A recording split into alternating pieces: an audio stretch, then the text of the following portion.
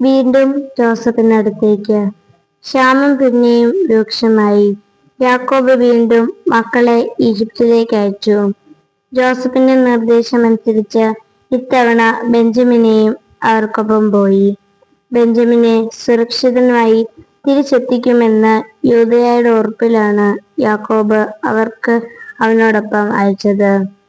അവർ ജോസഫിന് മുൻപിലെത്തിയപ്പോൾ ജോസഫ് കാര്യസ്ഥനെ വിളിച്ച് അവരെ വീട്ടിലേക്ക് കൂട്ടിക്കൊണ്ടു പോകുവാൻ നിർദ്ദേശിച്ചു. അവർ ജോസഫിനെ താണുവണങ്ങി. അവർക്ക് സമൃദ്ധമായി ആഹാരം ഒരുക്കി.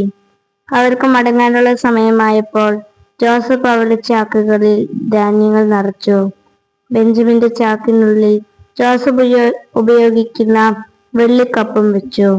അവർ യാത്ര തിരിച്ച് നഗരം വിട്ട് അധികം കഴിയും മുമ്പേ ജോസഫിന്റെ നിർദ്ദേശപ്രകാരം വീട്ടുകാര്യസ്ഥൻ അവർക്കടുത്തെത്തി വെള്ളിക്കപ്പ് കട്ടത് ആരാണെന്ന് ചോദിച്ചു.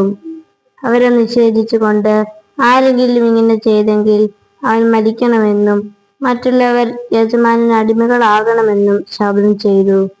ചാക്കുകൾ അഴിച്ചു പരിശോധിച്ചപ്പോൾ ബെഞ്ചമിന്റെ ചാക്കിൽ കപ്പ് കണ്ടെത്തി. അവർ ജോസഫിനടുത്തെത്തി പറഞ്ഞു, ഇതാ, ഞങ്ങൾ അവിടുത്തെ അടിമകളാണ്, ഞങ്ങൾ കപ്പും കൈവശമുണ്ടായിരുന്നവനും.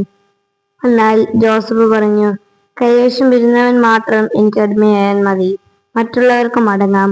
അത് കേട്ട യൂദാ മുന്നോട്ട് വന്ന്, അവനെ കൂടാതെ മടങ്ങിയാൽ തങ്ങളുടെ പിതാവ് ദുഃഖം താങ്ങാനാവാതെ മരിക്കുമെന്ന് ജോസഫിനോട് പറഞ്ഞു.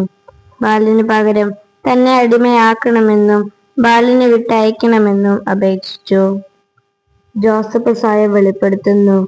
ജോസഫിന് തന്റെ ഉള്ളിലെ വികാരങ്ങൾ അടക്കാൻ സാധിച്ചില്ല.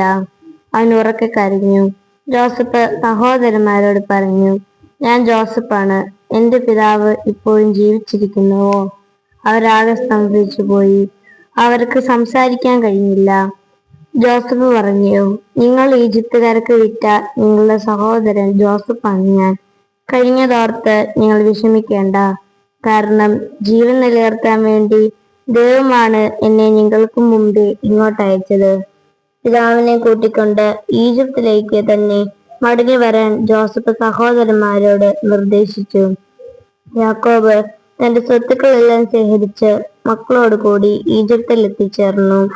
ഫറവോയുടെ അനുവാദത്തോടെ ജോസഫ് തന്റെ പിതാവിന്റെ സഹോദരന്മാർക്കും ഈജിപ്തിൽ ഒരു ദേശം അവകാശമായി നൽകി. നാട്ടിലെ ഏറ്റവും നല്ല ദേശമായ റംസേസ് ആണ് അവർക്ക് കൊടുത്തത്.